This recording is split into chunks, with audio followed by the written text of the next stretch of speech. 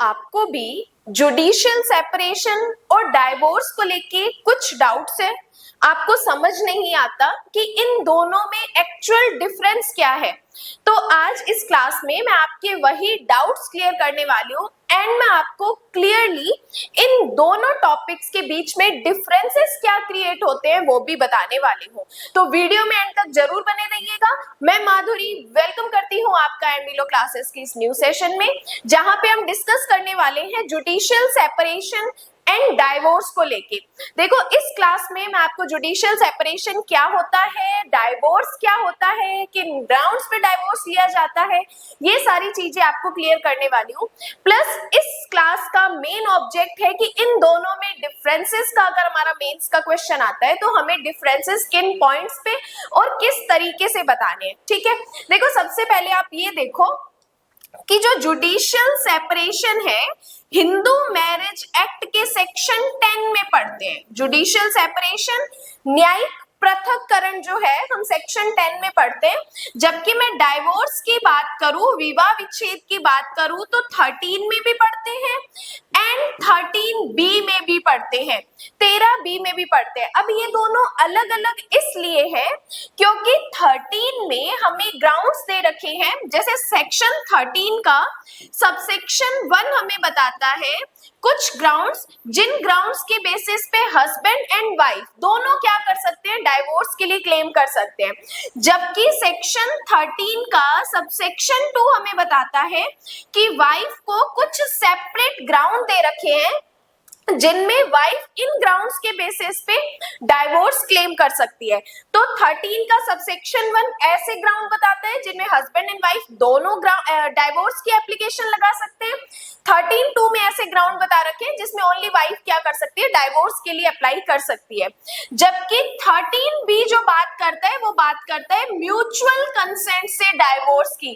मतलब हस्बैंड और वाइफ दोनों चाहते हैं अलग रहना, दोनों अपनी शादी को कंटिन्यू नहीं करना चाहते, ऑलरेडी 1 साल से दोनों अलग अलग रह रहे हैं, तो यहाँ पर दोनों जने क्या कर सकते हैं, म्यूचुअल कंसेंट से डाइवोर्स की एप्लीकेशन लगा सकते हैं हिंदू मैरिज एक्ट के सेक्शन 13B में। ठीक है, अब देखो डाइवोर्स का मतलब सबको पता है तलाक लेना, है ना, जिसमें ग्राउंड्स 13(1) में भी बताया, 13(2) में भी बताया है।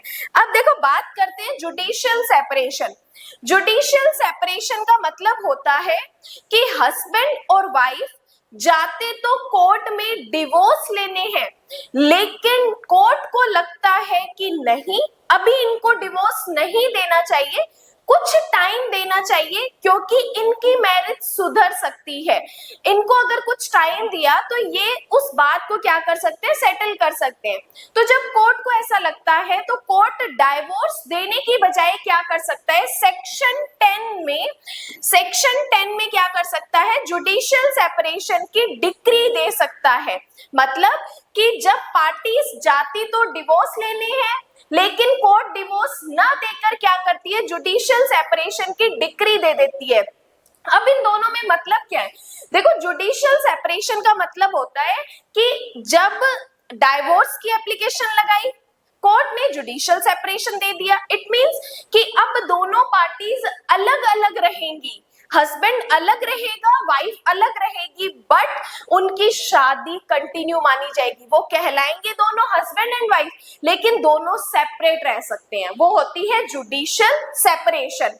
अब देखो मैंने आपको बताया हिंदू मैरिज एक्ट के सेक्शन 10 में जुडिशियल सेपरेशन एंड सेक्शन 13 और 13B में म्यूचुअल कंसेंट के बारे में डाइवोर्स की बात करता है।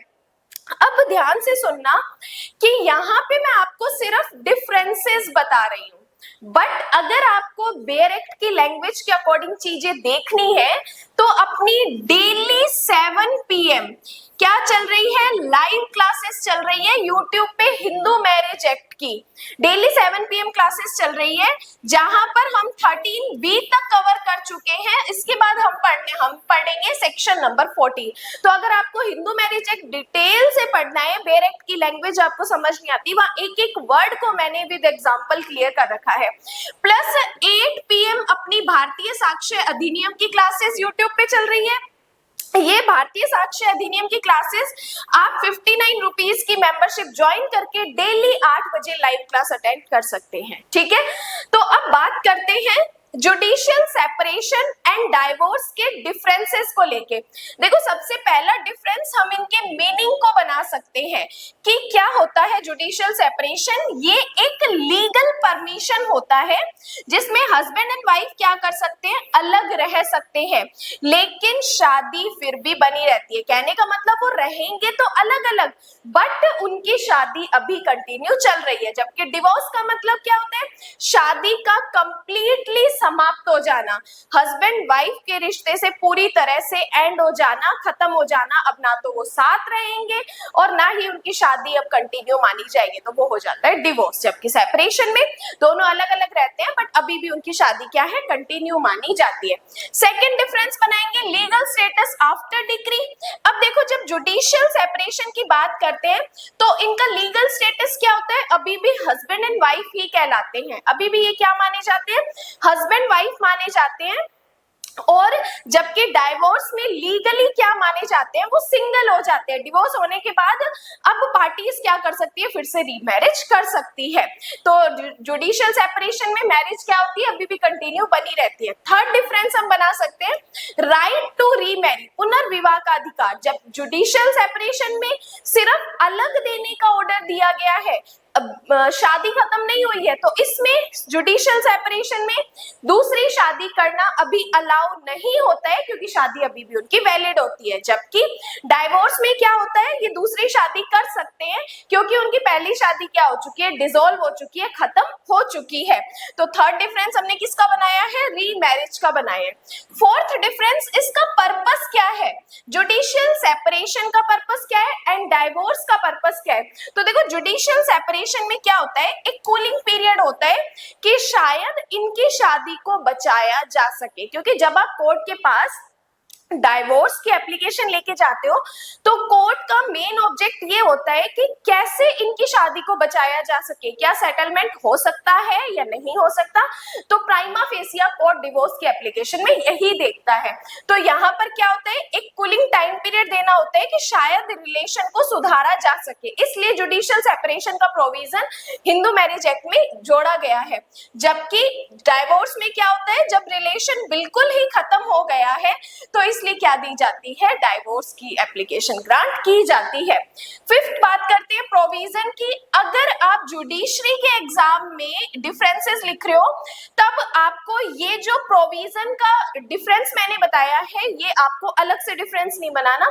जहां पे आपने ऊपर लिख रखा है जुडिशियल सेपरेशन, वहीं पर आप इसका सेक्शन या प्रोविजन लगा दोगे 10 एंड डाइवोर्स का 13 या 13 में। ठीक है, यहाँ पे सेक्शन 10 में जुडिशियल सेपरेशन है, जबकि सेक्शन 13 में ग्राउंड्स दे रखे डिवोर्स के एंड 13B में म्यूचुअल कंसेंट के डिवोर्स की बात करता है। नेक्स्ट बात करते हैं डिफरेंसेस का रिवोकेशन के बारे में, वापसी का अधिकार। देखो, जुडिशियल सेपरेशन में तो कोर्ट ने अलग रहने का ऑर्डर दिया है, इसका मतलब कि वो वापस अगर उनको लगता है उनके बीच सेटलमेंट हो गया है तो वो फिर से एक साथ रहने लग जाते हैं। तो यहाँ पर पार्टीज चाहे तो क्या कर सकती है, रीयूनिट कर सकती है क्योंकि इसमें फिर से शादी करने की जरूरत नहीं है। जबकि डाइवोर्स के बाद क्या होता है, अगर दोबारा शादी चाहते हैं तो नई शादी करनी पड़ेगी क्योंकि डाइवोर्स हो चुका है, पार्टी सिंगल हो चुकी है, तो फिर से रीमैरिज करनी पड़ेगी और उसमें फिर से शादी करने की जरूरत नहीं है, वापस से क्या कह सकते हैं, साथ रहने लग सकते हैं। सेकंड बात करते हैं, नेक्स्ट बात करते हैं लीगल ऑब्लिगेशन। जुडिशियल सेपरेशन की लीगल ऑब्लिगेशन क्या है, स्पाउस के कुछ ऑब्लिगेशंस जैसे मेंटेनेंस है, रिस्पॉन्सिबिलिटी एक्सेट्रा चलती रह सकती है। जबकि डिवोर्स के बाद क्या होती है, ऑब्लिगेशन सिर्फ मेंटेनेंस को छोड़ के बाकी सारी क्या हो जाती है, खत्म हो जाती है। तो यहाँ पे देखो, मैंने आपको बताया कि जुडिशियल सेपरेशन एंड डाइवोर्स के बारे में। अब देखो, एक सिंपल से एग्जांपल से आपको क्लियर कर देती हूँ कि कब कोर्ट जुडिशियल सेपरेशन की डिक्री देता है और कब कोर्ट डाइवोर्स की देता है। देखो, एक्स एंड वाई दोनों जने हस्बैंड वाइफ है, इनकी शादी को अभी 2 साल हो चुके हैं, ये इनके बीच में डेली लड़ाई होती है, ये दोनों क्या जाते हैं, कोर्ट के पास जाते हैं और कोर्ट को बोलते हैं कि हमें साथ नहीं रहना, हमें डिवोर्स दे दीजिए। कोर्ट के सामने जब ये गए और इनकी आपस में बातचीत करवाई तो कोर्ट को लगा कि इनको अभी थोड़ा टाइम दे देना चाहिए, इनकी आपस में जो मिसअंडरस्टैंडिंग है वो क्लियर हो सकती है। तो गए तो ये डाइवोर्स के लिए थे, लेकिन कोर्ट को लगा कि नहीं, इनके बीच में सेटलमेंट हो सकता है, तो कोर्ट इनको क्या करती है, जुडिशियल सेपरेशन की डिक्री या ऑर्डर दे देती है कि तुम्हें अभी साथ मत रहो, लेकिन अभी तुम्हारी शादी कंटिन्यू रहेगी। तो कोर्ट यहाँ पे जुडिशियल सेपरेशन की डिक्री देती है और इनको अलग अलग रहने का ऑर्डर देती है। तो ये हो जाता है जुडिशियल सेपरेशन। जबकि एक्स एंड वाई दोनों क्या गए, डाइवोर्स के लिए गए, दोनों ऑलरेडी 1 साल से अलग ही रह रहे हैं। अब कोर्ट के पास जाते हैं डिवोर्स के लिए और 13B में एप्लीकेशन लगाते हैं म्यूचुअल कंसेंट से डिवोर्स की।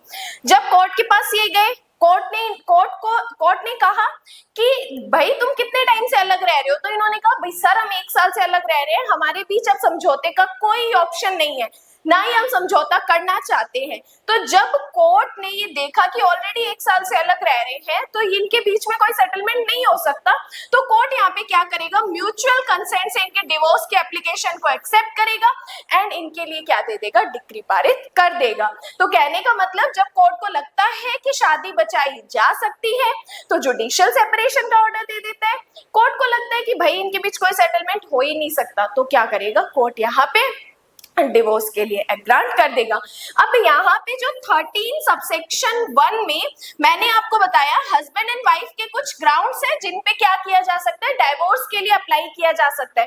तो 13 सबसेक्शन 1 में मैंने हिंदू मैरिज एक्ट की कंप्लीट क्लासेस करवा रखी है, वहां पे आप सारे ग्राउंड्स देखे, मैंने प्रॉपर डायग्रामेटिक फॉर्म में डायग्राम बना के हर एक की पॉइंट को बताया है ताकि आप एग्जाम में कैसे याद कर सकते हो। इवन 13 सबसेक्शन 2 भी मैंने डायग्रामेटिक फॉर्म में बताया, तो वो सारी चीजें वहां से आप कवर कर सकते हो। तो यहाँ पे मैंने पूरी कोशिश की है कि मैं जुडिशियल सेपरेशन एंड डाइवोर्स को लेके जो भी आपके डाउट्स है वो क्लियर किए हैं। आपको ये सारी चीजें समझ आई हैं तो क्लास को लाइक जरूर कर देना। इसके अलावा अगर आपको किसी अदर टॉपिक पे, लॉ के टॉपिक पे कुछ डाउट्स है तो उसके लिए आप मुझे कमेंट कर सकते हैं। मैं पूरी कोशिश करूंगी कि नेक्स्ट लेक्चर में आपके वो डाउट्स क्लियर कर सकूं। तो क्लास को अपने फ्रेंड्स के साथ शेयर कीजिए, अगर सब्सक्राइब नहीं किया तो फटाफट सब्सक्राइब कर लीजिए एंड अगर आपके पास क्लासेस के नोटिफिकेशन नहीं आते तो बेल आइकन को प्रेस कर लीजिए। बाकी आज के लिए धन्यवाद।